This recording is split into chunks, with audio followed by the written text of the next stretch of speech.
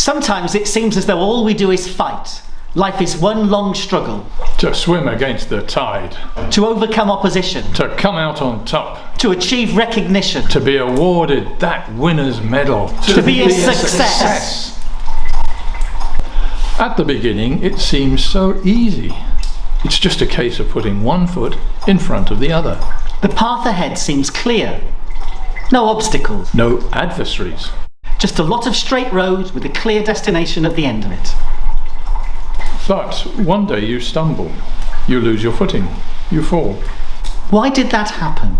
Was there something in the road that you didn't quite see? Something put there deliberately to cause you to trip up? Or did you just get complacent and forget to look where you were going? Forget to take care? Forget to watch your step?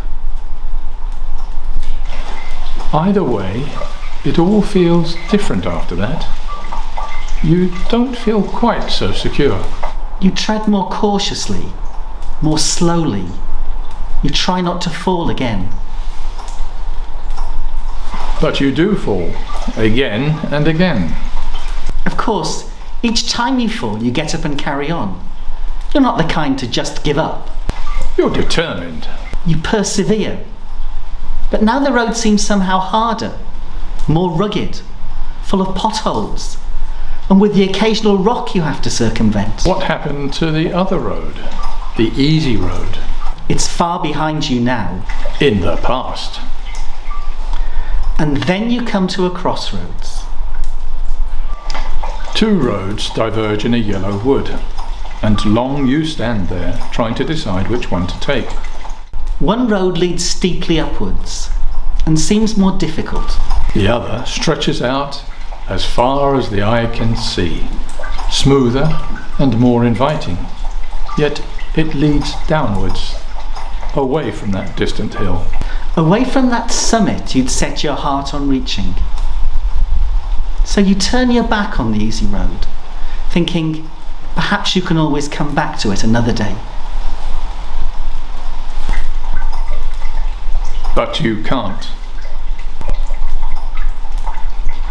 The steep road leads to another, and another, and once you take it, the other must be forsaken. So, perhaps with a sigh, you take the upward road. And that makes all the difference. Stop right there! King Creon will be wanting a word with you. So you better start thinking of a bloody good excuse or you'll be dead before the day's out. What are you doing, man? None of your business. Do my duty if you want to know. Is she under arrest? Well, what does it look like, pea-brain? God, some people are thick. This is the king's niece! This is Antigone! Yeah? Well, I don't care if it's the goddess Aphrodite herself. She's the one that's been burying the traitor's body. That can't be true. The daughter of Oedipus wouldn't disobey the king's edict. Oh, wouldn't she just? Well, I saw it with my own eyes, mate. Caught her red-handed. Antigone! Speak to us. Tell us it isn't true. Yeah, what did I tell you? She won't deny it because she can't. The daughter of Oedipus will not. She's a bloody terrorist, she is. What the hell is going on here? Obeying orders, sir. Captured her burying the traitor's body again, just like you said. Doing what? Throwing dirt upon an IC's body, sir. Didn't even try and hide herself, as bold as brass. Undo those handcuffs.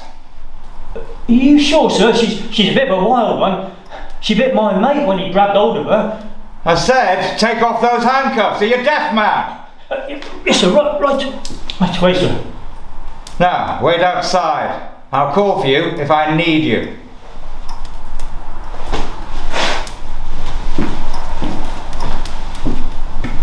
My lord, be careful what you do. Don't judge her too harshly.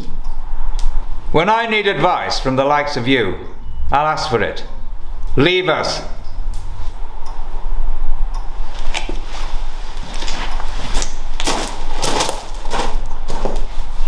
You'd better sit down.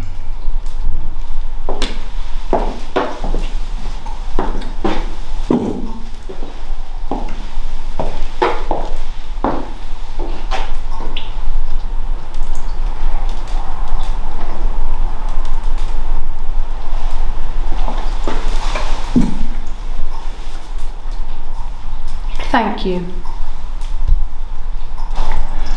Let me just get some things straight. Was it you who buried the body in the night? Yes. And obviously you were making another attempt to do so when the guards arrested you. Yes. You were aware of my proclamation, I assume? I was. And of the penalty for breaking the law? Of course. I'm not stupid, you know. That depends on what you mean by stupid. I mean, I understood perfectly the consequences of my actions. Did you? I very much doubt it. You thought I'd let you off.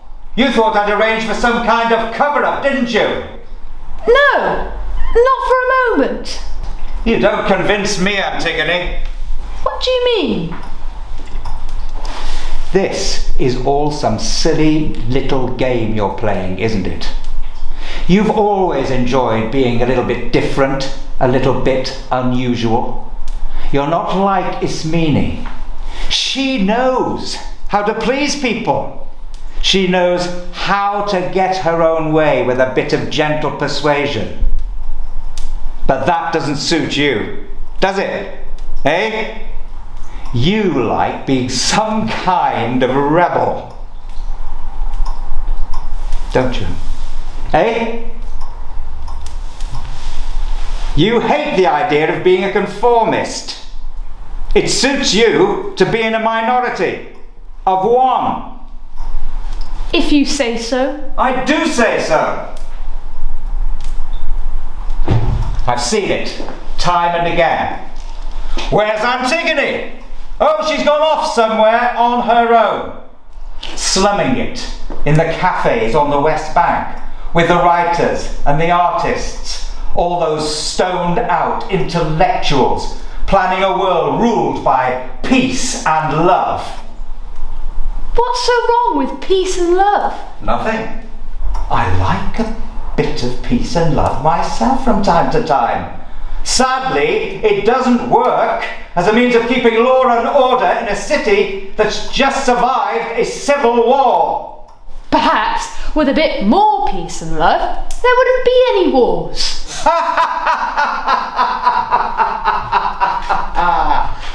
Maybe. I could be wrong.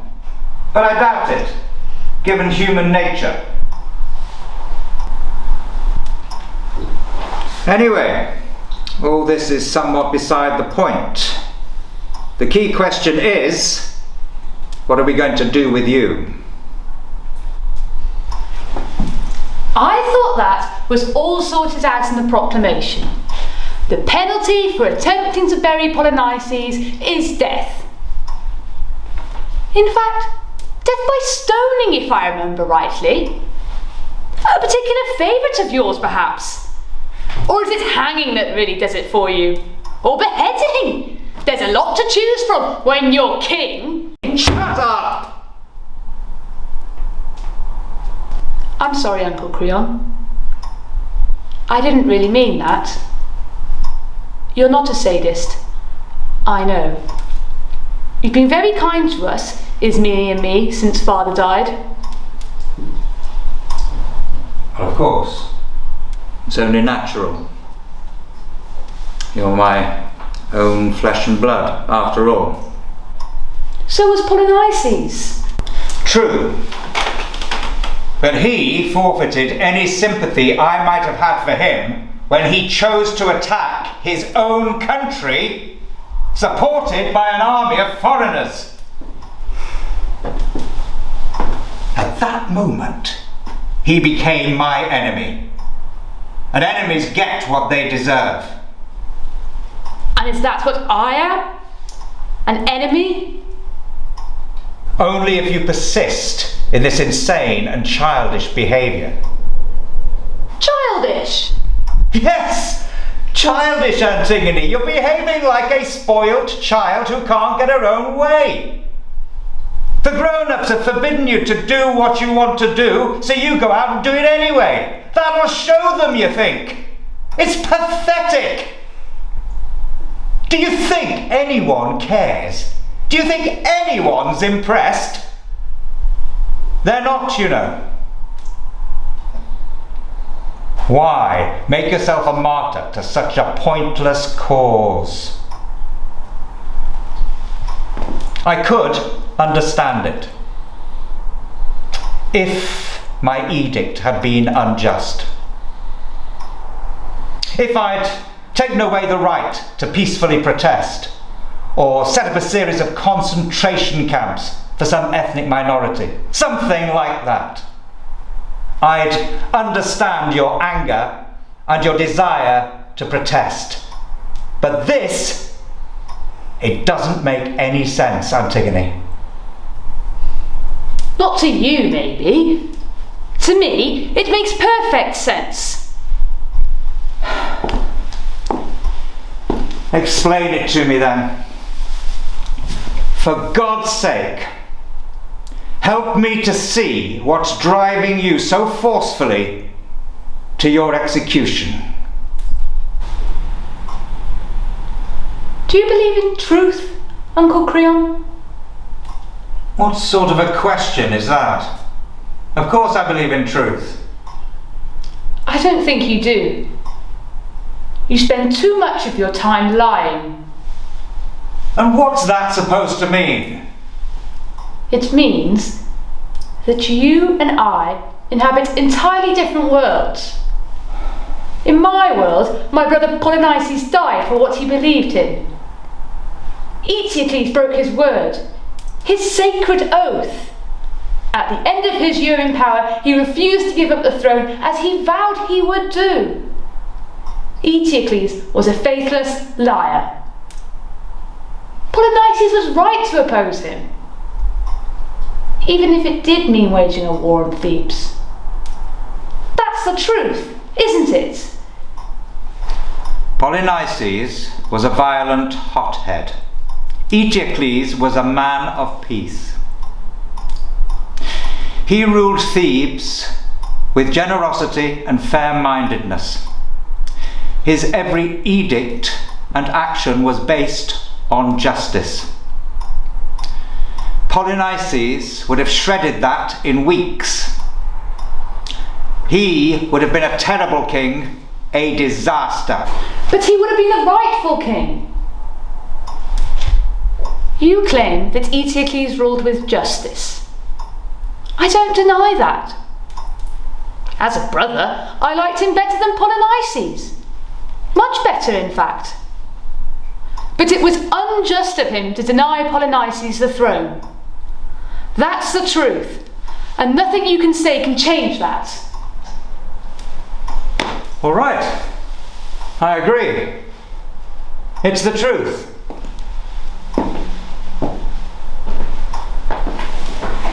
But sometimes the truth can be inconvenient, particularly when it comes to politics.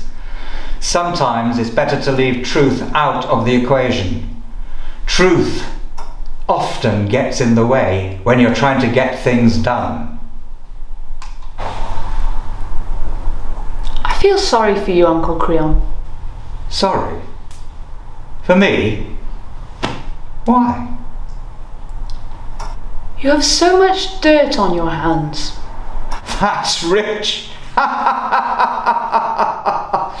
You're the one with dirty hands, if I'm not much mistaken. Yes, my hands are dirty, all right. But this is honest dirt. Real dirt. The dirt of truth. Your hands are grubby with the dirt of compromise. The grimy residue of all that shit you've been shoveling day after day after day. And do you know what, Uncle? I can clean my hands in hot, soapy water. But your hands are stained for eternity.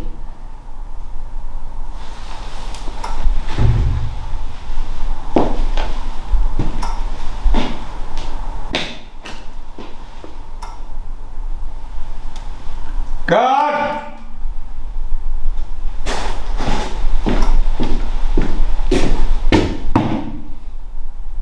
Take it away.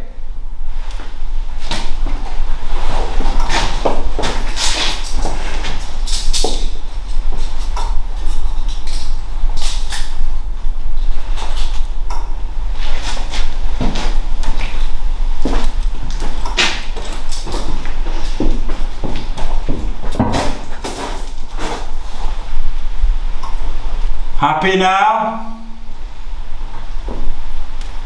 Is that what you wanted, Zeus? Is it? First, Laius, killed by his son Oedipus. Then Oedipus himself. Then Jocasta, his wife and mother.